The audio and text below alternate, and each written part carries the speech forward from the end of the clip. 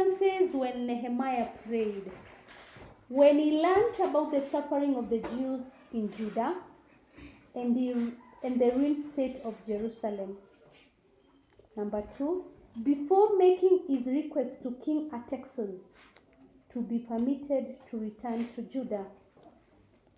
When his enemies ridiculed the Jews to discourage them from building the walls of Jerusalem, when he learned about his enemies' conspiracy to attack Jerusalem to stop the reconstruction work. After his condemnation of oppression of the poor, Nehemiah prayed asking God to reward him. When his enemies plotted to destroy him, when he cleansed and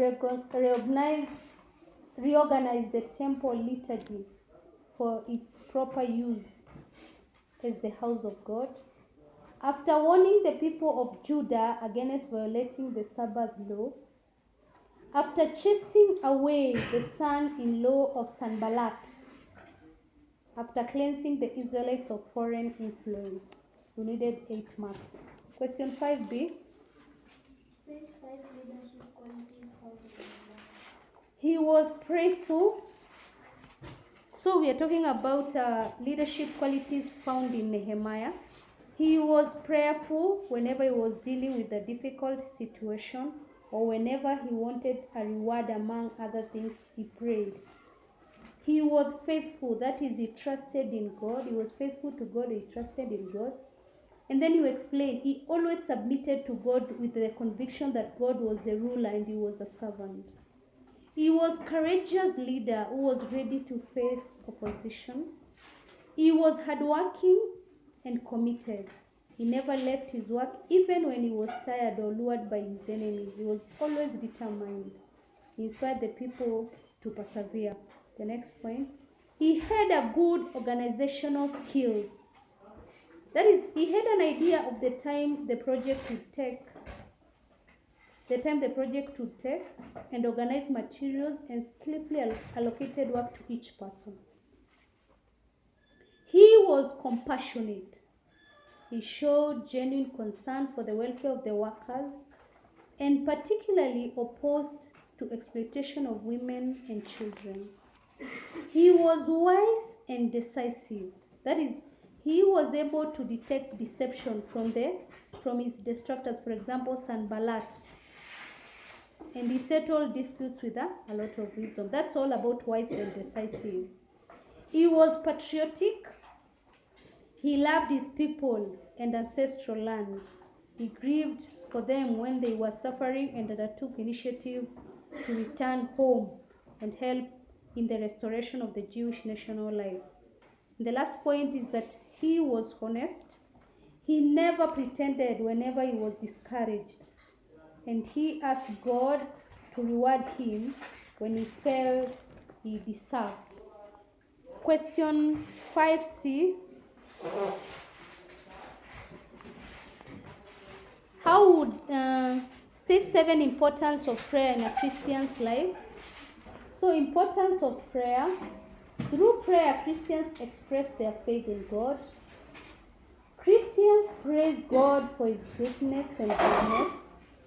Prayer brings Christians closer to God. It strengthens the relationship between God and his people. Through prayer, Christians request for their needs.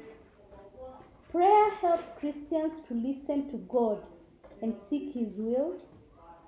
Prayer is a source of strength and courage to face and overcome life challenges.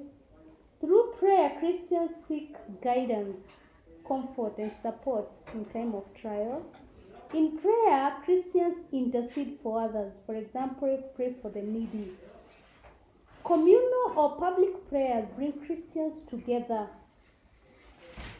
Christians pray to ask God for forgiveness. Christians pray to God to help them overcome difficult circumstances. Question 6a. Explain the importance of traditional rights connected with death in African communities. So, significance of traditional rights connected with death in African traditional communities. The corpse was carefully disposed of for fear of haunting the living. So that is the importance of the rights connected to death. So the corpse was carefully disposed of for fear of haunting the living.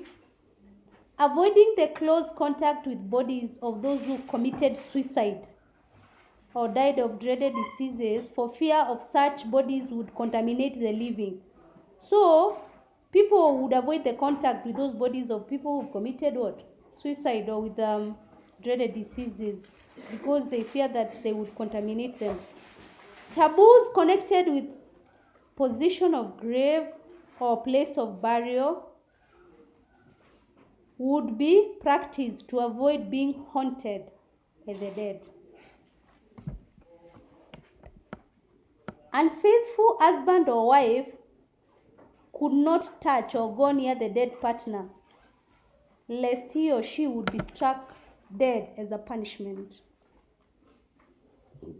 Dancing and singing is a way of sending off the dead or consoling the bereaved family. That was one importance of traditional rites connected to death.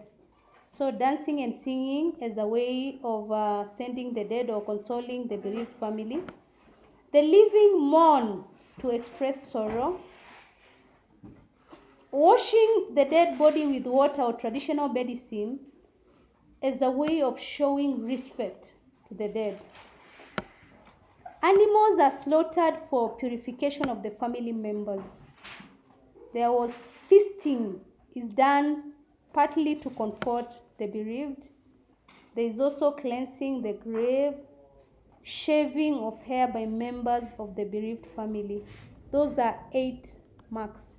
Question 6b. State 6 significance of prayer in traditional African community. So, significance is the importance of prayer in traditional African community.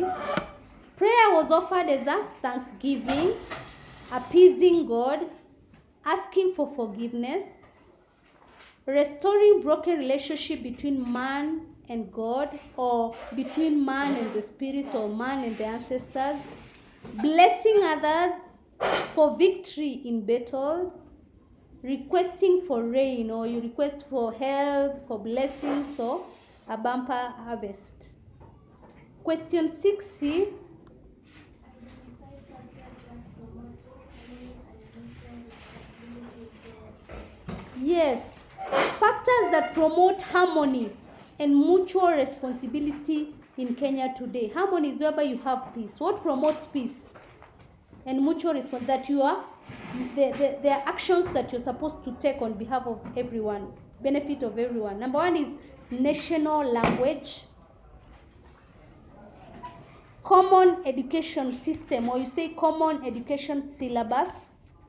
There is also common currency, national flag, or you say national anthem or national motto. You have the same coat of arms.